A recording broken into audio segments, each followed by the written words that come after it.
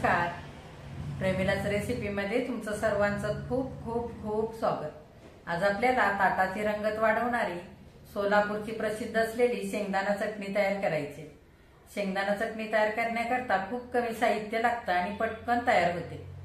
तर शेंगदाणा चटणी तुम्ही हवाबंद डब्यामध्ये ठेवली तर महिनाभर आरामात टिकते. ही शेंगदाणा चटणी तुम्ही तोंडी लावण्याकरता खाऊ शकता, डब्याला सुद्धा नेऊ शकता. शेंगदाणा चटणी भाकरी सोबत, चपाती सोबत खूप खायला छान लागते. तर शेंगदाणा चटणी तयार करण्याकरता काय काय साहित्य लागणार आहे आणि ती कशी तयार करायची हे बघण्याकरता लगेचच किचन मध्ये जाऊयात. जर माझ्या रेसिपीज तुम्हाला बघायला आवडत असतील तर एक लाईक जरूर करा आणि जे कोणी माझ्या रेसिपीज आता नव्याने बघत आहेत त्यांनी माझ्या चॅनेलला जरूर सबस्क्राईब सुद्धा करा. तर आता वेळ न घालवता आपण आपल्या रेसिपीला लगेचच सुरुवात करूया. आपल्याला सोलापूरची प्रसिद्ध असलेली शेंगदाणा चटणी तयार करायची. शेंगदाणा चटणी तयार करण्याकरता साहित्य काय काय घेतलंय ते आधी बघूया. इथे मी अर्धा किलो लाल सालीचे असे शेंगदाणे घेतलेत. हे बघा, हे लाल सालीचे शेंगदाणे थोडेसे जाड पण मिळतात आणि असे बारीक पण दुकानामध्ये मिळतात. तर ह्या शेंगदाण्याला कुटल्यानंतर भरपूर तेल सुटतं, त्याच्याकरता हे शेंगदाणे मी इथे चटणी करता घेतलेले. सोलापुरी चटणी थोडीशी गोळे गोळे असलेली तेलकट अशी असते आणि कुरकुरीत असते, त्याच्याकरता असे शेंगदाणे वापरायचे या चटणी करता.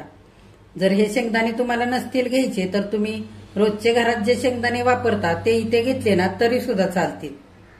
इथे 2 गड्डे लसणाचे सोलून घेतलेत, 6 चमचे बेडगी मिरची पावडर घेतले, 1 चमचा जिरे घेतलेत आणि चवीनुसार मीठ घेतलेलं आहे.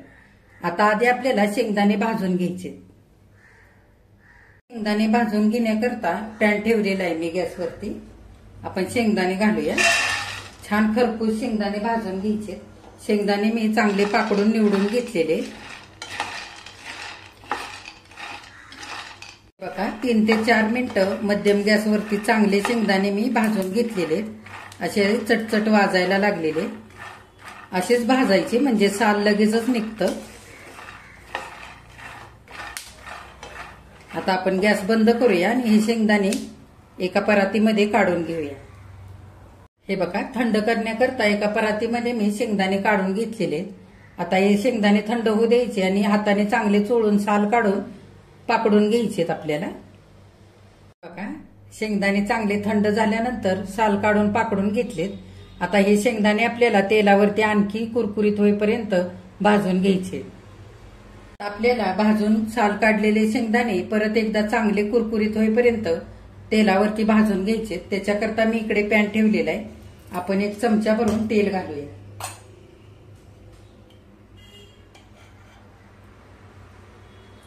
तेल चांगलं गरम होऊ द्यायचं. गरम झालेलं आहे. आपण शेंगदाणे घालूया आणि 5 ते 6 मिनिटं मध्यम गॅसवरती आपल्याला कुरकुरीत होईपर्यंत हे शेंगदाणे चांगले भाजून घ्यायचे. असं केल्याने काय होतं, शेंगदाण्याची चटणी छान अशी तेलकट आणि कुरकुरीत तयार होते. त्याच्याकरता आपल्याला पुन्हा हे शेंगदाणे एकदा भाजून घ्यायचे. बघा, 4 ते 5 मिनिटं डाग पडेपर्यंत मध्यम गॅसवरती चांगले शेंगदाणे कुरकुरीत होईपर्यंत भाजून घेतलेले.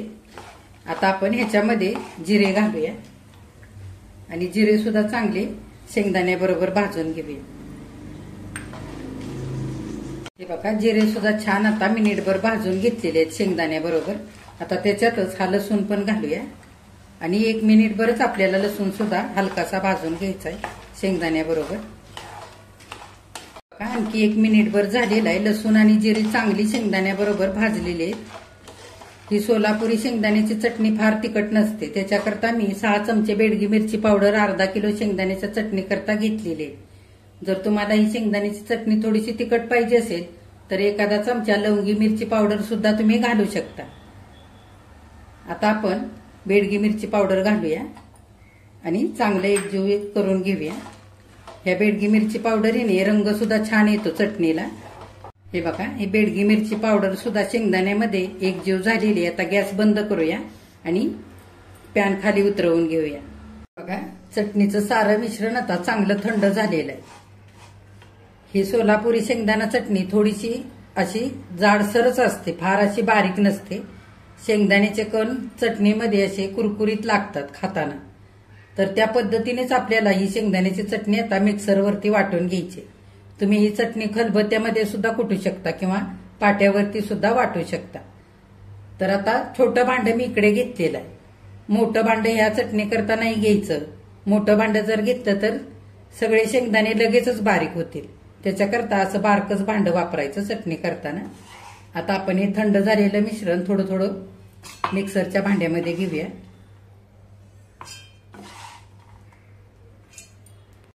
चटणीचं मिश्रण मी अशी थोडीशी जागा सोडून असं मिक्सरचं भांडं भरून घेतलेलं आहे. कमी कमी नाही हे मिश्रण घ्यायचं. काय होतं मग मिश्रण थोडंसं कमी कमी घेऊन वाटली ना चटणी तर अगदी बारीक होऊन जाते. आपल्याला ही चटणी रवाळ अशी ठेवायची. ह्या शेंगदाण्याचे जाड जाड असे कण राहायला पाहिजे चटणीमध्ये. त्याच्याकरता मी असं भांडं भरून घेतलेलं आहे. फिरवताना म्हणजे हे शेंगदाणे अगदी बारीक होणार नाही. त्याच्याकरता असं भरून घ्यायचं. आता जितकं आपण शेंगदाण्याचं हे मिश्रण घेतलेलं आहे त्याच्यानुसार आपण मीठ घेऊया.